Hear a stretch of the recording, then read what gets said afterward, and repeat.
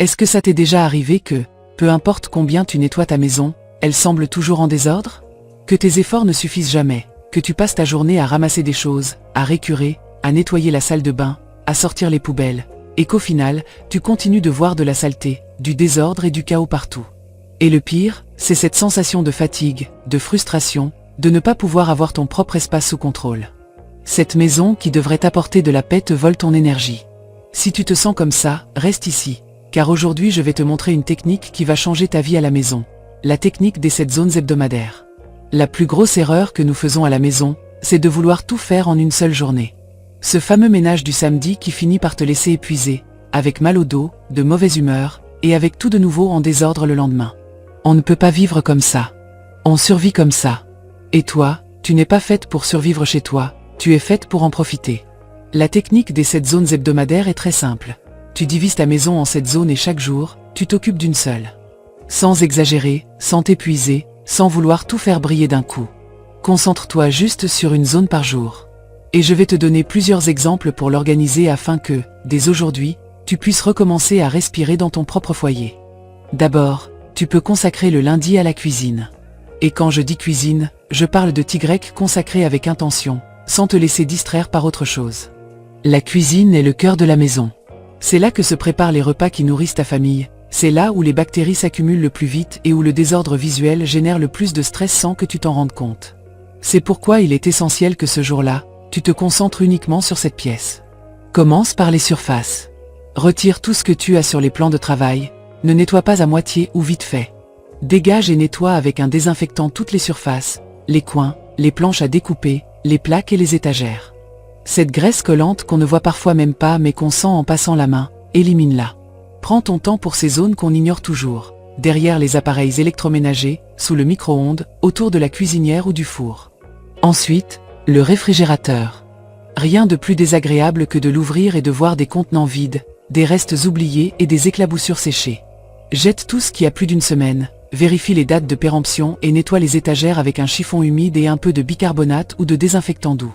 Profitant pour organiser les aliments, regroupe les produits laitiers, les légumes et les viandes, et mets à l'avant ce qui doit être consommé rapidement.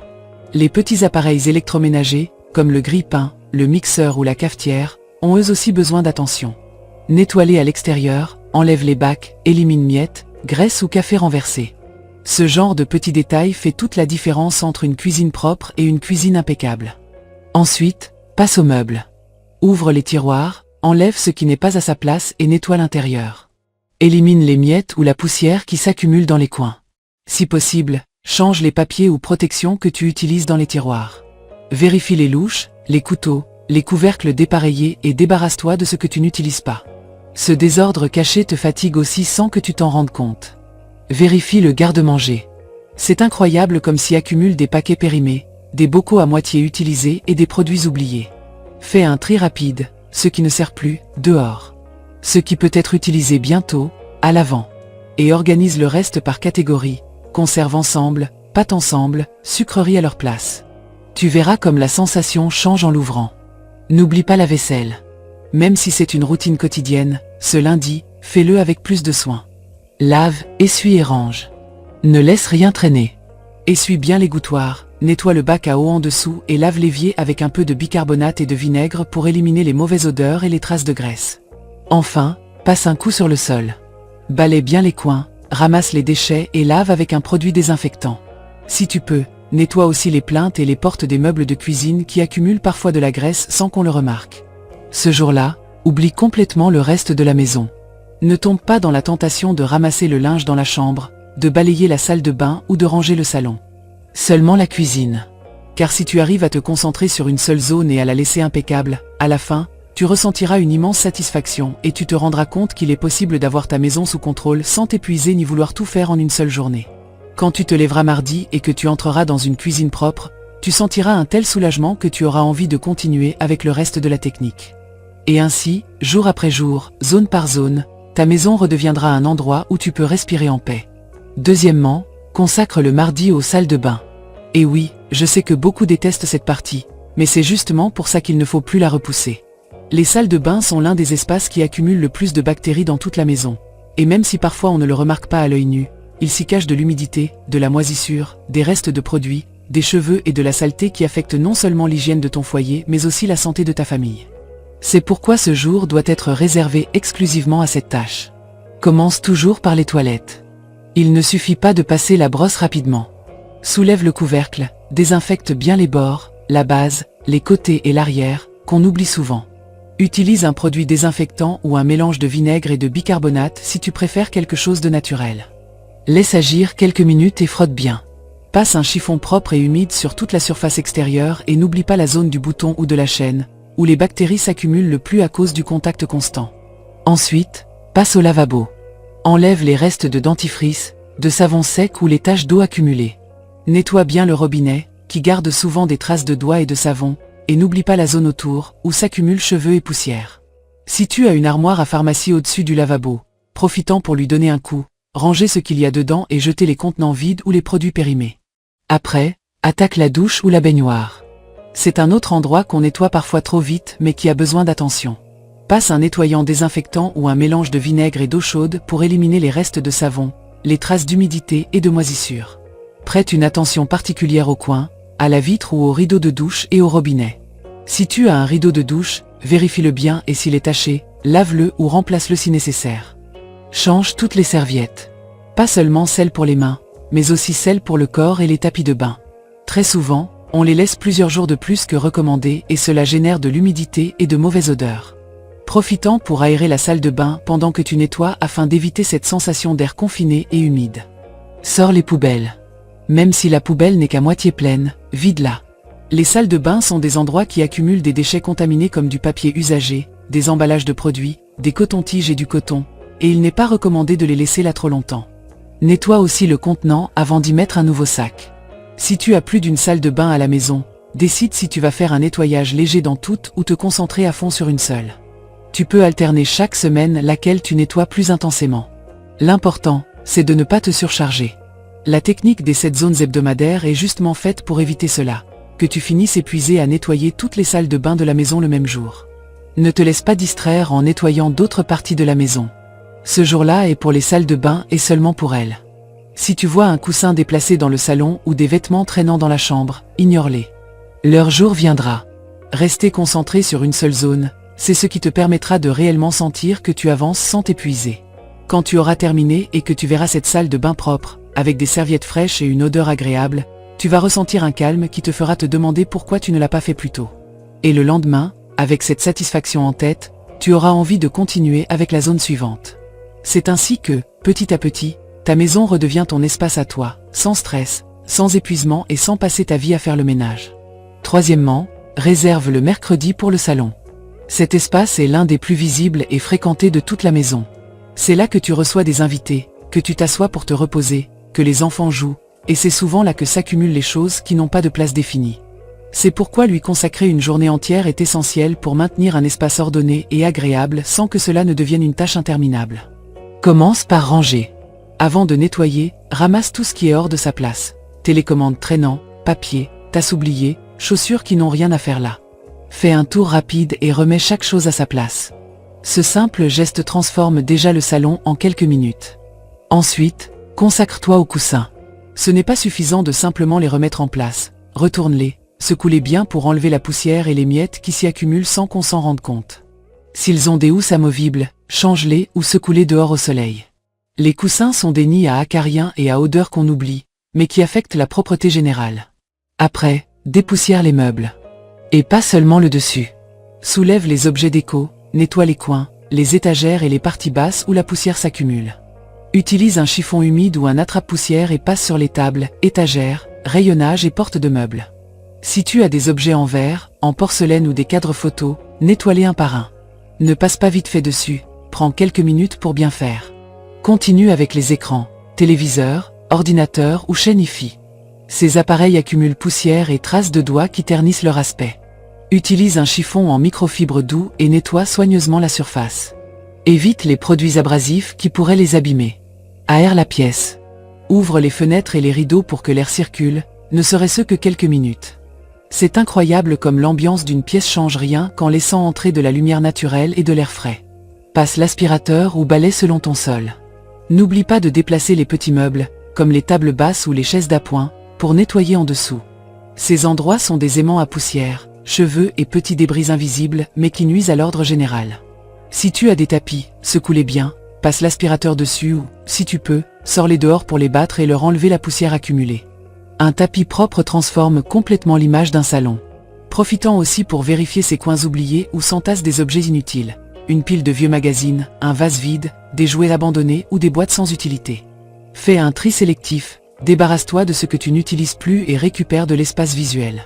Si tu as encore du temps et de l'énergie, parfume la pièce avec un désodorisant, des bougies ou des huiles essentielles légères. Une odeur fraîche et propre donnera la touche finale à ton salon, qui paraîtra soigné et accueillant. Et rappelle-toi, ce jour-là n'est destiné qu'à ça. Si tu vois la cuisine en désordre ou une salle de bain sale, ignore-les. Leur tour viendra. Aujourd'hui, c'est seulement pour le salon. Te concentrer sur une seule zone, c'est ce qui te permettra de vraiment constater des changements sans finir vidé. Quand le mercredi prendra fin et que tu t'assoiras dans un salon propre, aéré et bien rangé, tu te remercieras de l'avoir fait ainsi. Car reprendre le contrôle de ta maison, c'est ça, petit à petit, sans s'épuiser, mais sans se laisser aller. Quatrièmement, le jeudi est idéal pour la chambre principale. Et ici, je veux que tu prennes un instant pour réfléchir à quelque chose. C'est ton espace personnel. C'est là que tu termines et que tu commences chaque journée. C'est ton refuge, ta zone de repos, d'intimité et de déconnexion. Pourtant, bien souvent, c'est l'endroit qu'on néglige le plus. Parce que personne ne le voit, parce qu'on ferme la porte, parce que c'est à nous. Et c'est là que s'accumulent des vêtements non rangés, des chaussures sous le lit, de la poussière sur les tables de nuit et cette ambiance pesante qui, même si on ne s'en rend pas compte, finit par affecter notre sommeil et notre humeur. C'est pour cela que cette journée est exclusivement réservée à la chambre principale. N'essaie pas de nettoyer une autre pièce, ne te laisse pas distraire par les salles de bain ni par le salon. Aujourd'hui, tu vas te concentrer uniquement sur cet espace et lui rendre la paix et l'ordre qu'il mérite. Commence par changer les draps. Ce petit geste a un effet impressionnant sur l'apparence et la sensation d'une chambre. Retire les draps usagés, les têtes d'oreiller, secoue le matelas, et si possible, laisse-le respirer quelques minutes avant de mettre des draps propres. Profitant pour aérer la chambre entre-temps, ouvre les fenêtres, laisse entrer l'air et renouvelle cette ambiance confinée qu'on ne perçoit pas toujours, mais qui pèse. Ensuite, passe aux vêtements accumulés. Ramasse tous les vêtements posés sur les chaises, sur le lit, au sol ou sur n'importe quel meuble.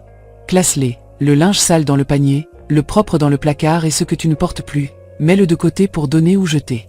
Ce point est crucial car des vêtements hors de leur place créent immédiatement une sensation de désordre visuel et mental.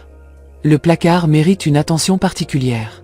Pas besoin de faire un grand tri saisonnier chaque semaine, mais consacre ce jour à lui rendre un minimum d'ordre. Plie bien les vêtements, accroche ceux qui doivent l'être, range les chaussures et vérifie s'il y a des vêtements hors saison que tu peux ranger ailleurs pour libérer de la place.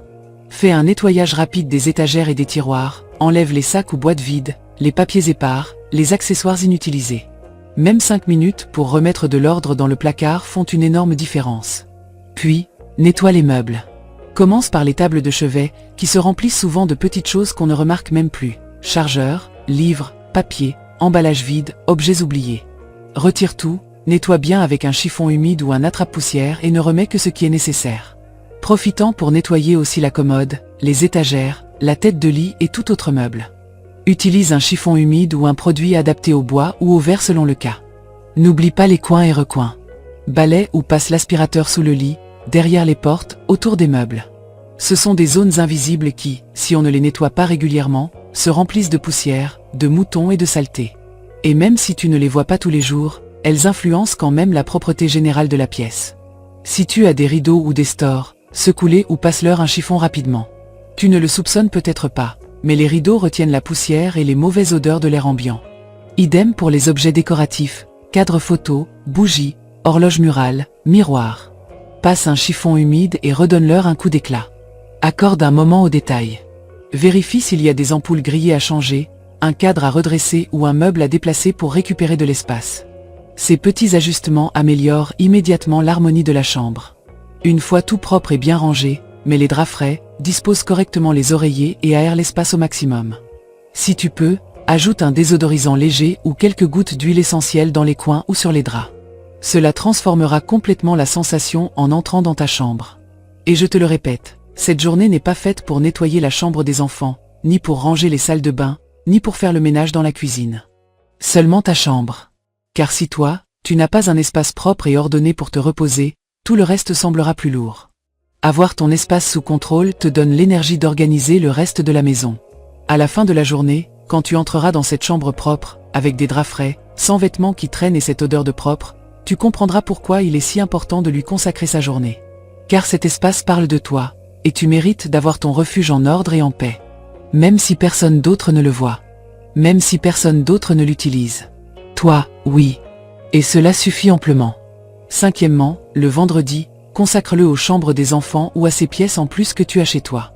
Celles qui se transforment parfois en débarras improvisés, en chambres d'amis oubliés ou en coins où s'entassent des affaires faute de savoir ou les rangers. Cette journée est essentielle car ce sont des espaces qui, même s'ils ne sont pas utilisés tout le temps ou qu'ils ne paraissent pas si sales, finissent par se désordonner bien plus vite qu'on ne le croit. Et si tu as des enfants à la maison, tu sais exactement de quoi je parle. Si ce sont les chambres des enfants, commence toujours par ranger les jouets. Mais ne te contente pas de les ramasser et de les jeter dans un tiroir. Profitant pour vérifier quels jouets sont cassés, lesquels ils n'utilisent plus, lesquels sont incomplets ou lesquels sont devenus de véritables déchets déguisés.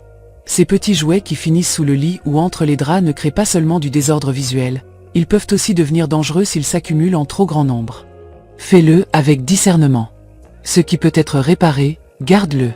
Ce qui est cassé ou incomplet, dehors. Et si tu vois des jouets qu'ils n'utilisent plus mais qui sont encore en bon état, mets-les de côté pour les donner. Non seulement cela aide à maintenir l'ordre, mais ça apprend aussi aux enfants à se séparer de ce dont ils n'ont plus besoin. Ensuite, change le linge de lit. Même si parfois il semble propre, les draps accumulent poussière, sueur, miettes si les enfants mangent dans le lit et des acariens invisibles mais bien présents. Encore plus dans les lits d'enfants où ils jouent, sautent et passent des heures. Change les draps, les tais d'oreiller, secoue bien les matelas et aère-les, si possible, un moment au soleil. La chambre change instantanément rien qu'avec ce geste. Puis, nettoie le sol. Balaie ou passe l'aspirateur, mais fais-le minutieusement. Les chambres d'enfants sont expertes pour cacher des papiers, des miettes, des petites pièces de jouets et de la poussière dans les coins. Ne te contente pas d'un coup rapide. Soulève ce que tu peux déplacer et nettoie sous le lit, les meubles et dans les recoins. S'il y a des tapis, secoue-les ou passe l'aspirateur en profondeur. Les tapis sont de véritables aimants à poussière et saleté, encore plus dans les chambres d'enfants. S'ils sont tachés, profitant pour passer un chiffon humide ou les nettoyer à sec. Continue avec les meubles. Nettoie les tables de chevet, étagères, bureaux et tiroirs. Dans les chambres d'enfants, il s'accumule toujours des papiers de devoirs anciens, des emballages de bonbons cachés, des petits jouets et des objets inutiles. Prends le temps de retirer tout ce qui est superflu, de passer un chiffon humide et de remettre en place ce qui compte. Vérifie les armoires ou placards. Il est courant que dans les chambres supplémentaires ou celles des enfants, on stocke des choses en attendant, qui ne sont ensuite jamais rangées.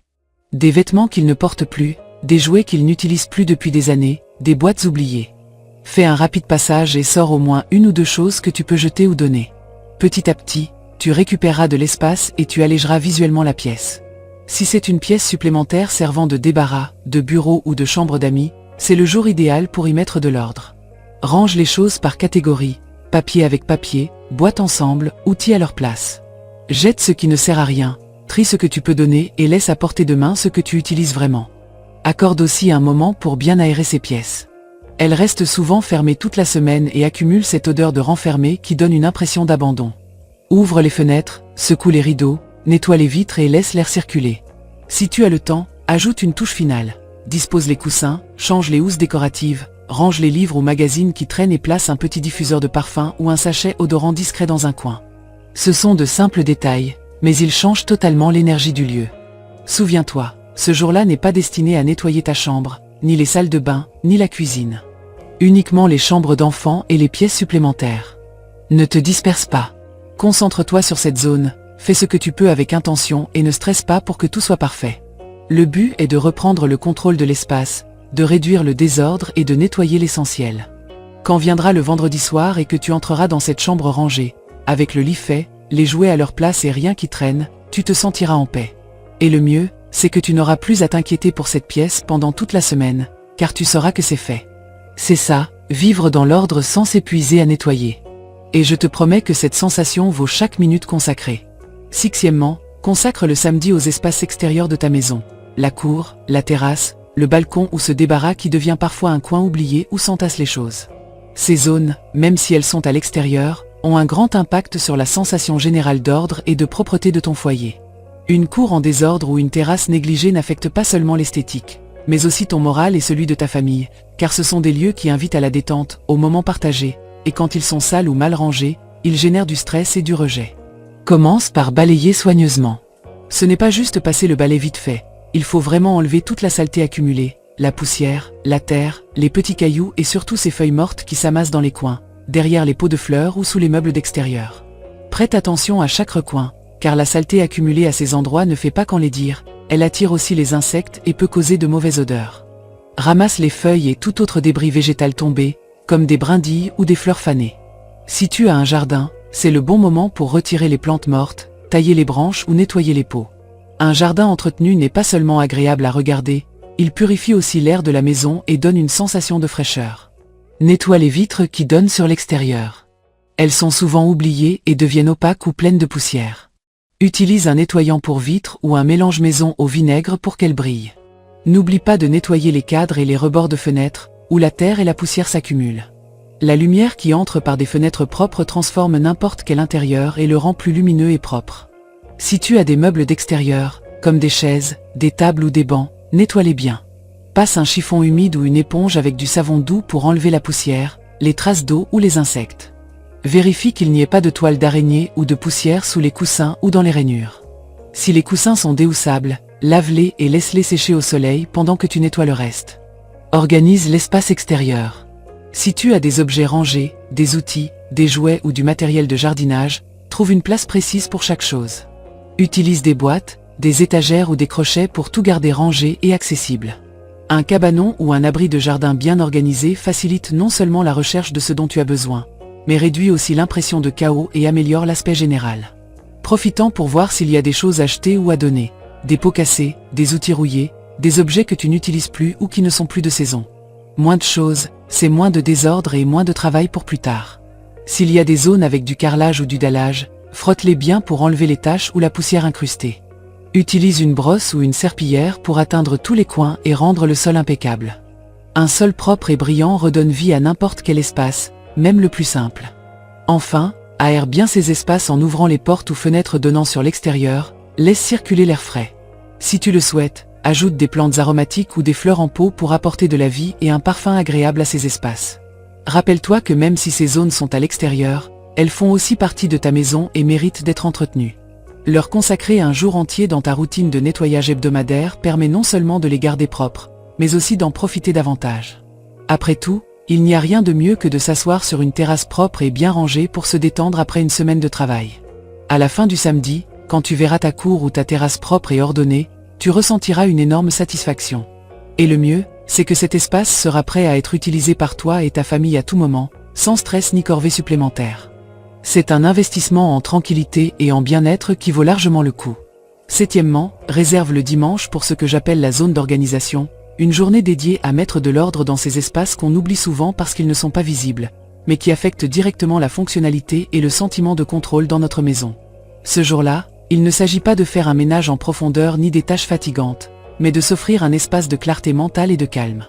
Car avoir tout bien organisé diminue le stress quotidien et te fait gagner du temps quand tu cherches quelque chose au moment où tu en as le plus besoin. Commence par les papiers. Tu as sûrement une pile qui traîne sur la table, dans la cuisine ou sur le bureau, et qui grossit sans contrôle. Factures, reçus, lettres, coupons, feuilles volantes, documents importants et d'autres qui ne le sont pas. Aujourd'hui, trie-les. Sépare ce qui est urgent, ce que tu dois conserver, ce que tu peux archiver et ce que tu peux jeter. Utilise des dossiers, des boîtes ou des classeurs pour les garder à portée de main et en ordre. N'hésite pas à te débarrasser de ce qui ne sert plus, n'accumule pas de papiers inutiles. Profitant aussi pour consulter ton agenda ou ton carnet et actualiser tes rendez-vous ou choses à faire. Ensuite, consacre du temps à organiser les médicaments. Vérifie les dates de péremption et jette ceux qui sont périmés ou que tu n'utilises plus. Regroupe ceux que tu utilises fréquemment et mets-les dans un endroit accessible, et les autres ailleurs. Si tu as de jeunes enfants, assure-toi que tout soit hors de leur portée et bien fermé. Profitant pour nettoyer l'armoire à pharmacie à l'intérieur, retire la poussière ou les résidus accumulés. Puis, fais le tri dans les aliments du garde-manger et des placards.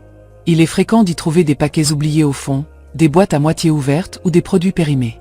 Sors tout, nettoie les étagères avec un chiffon humide et un désinfectant doux, et range les aliments par catégorie. Céréales ensemble, légumineuses regroupées, conserves d'un côté, farine de l'autre. Cela facilite non seulement la recherche de ce dont tu as besoin, mais évite aussi de gaspiller des produits oubliés. De plus, tu pourras mieux planifier tes courses et éviter d'accumuler trop.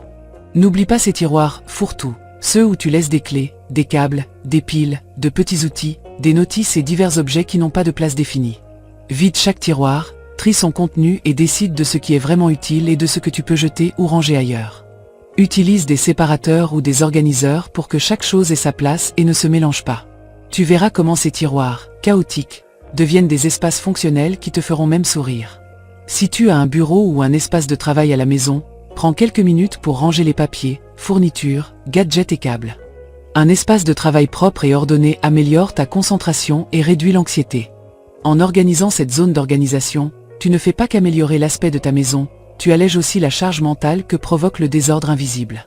Cette sensation constante de « je ne sais plus où j'ai mis ça » ou de « il faut que je fouille dans 1000 papiers » disparaît et laisse place à un apaisement qui rend tout le reste plus facile. Souviens-toi que ce jour-là est pour toi, pour souffler, mettre de l'ordre et recharger ton énergie pour la semaine à venir. Pas besoin de tout finir en une journée. Si tu n'as pas le temps pour tout, reporte à la semaine suivante et continue petit à petit. L'essentiel est d'avancer avec intention et sans stress. À la fin du dimanche, lorsque tu verras ta maison et que tu sentiras ces petits coins organisés, tu ressentiras une profonde tranquillité, une impression de contrôle et de prendre soin non seulement de ton foyer mais aussi de ton bien-être mental et émotionnel. Car une maison organisée est un refuge pour le corps et l'esprit et tu mérites cela. Et je vais te donner 2 idées en plus pour te montrer à quel point cette méthode est flexible. 8e, si tu n'as pas de patio ou de terrasse, pas de panique. Ce jour-là, tu peux lui donner une autre utilité tout aussi importante. L'utiliser pour faire un nettoyage en profondeur de ces zones qu'on oublie toujours parce qu'elles sont contraignantes ou hors de la routine quotidienne. L'une des meilleures options ce jour-là est de nettoyer l'intérieur du réfrigérateur, de dégraisser les meubles en hauteur ou de s'occuper de ces coins de la maison qu'on ignore sans s'en rendre compte. Commençons par le réfrigérateur, un de ces appareils qui fonctionne en permanence, mais que l'on nettoie rarement en profondeur.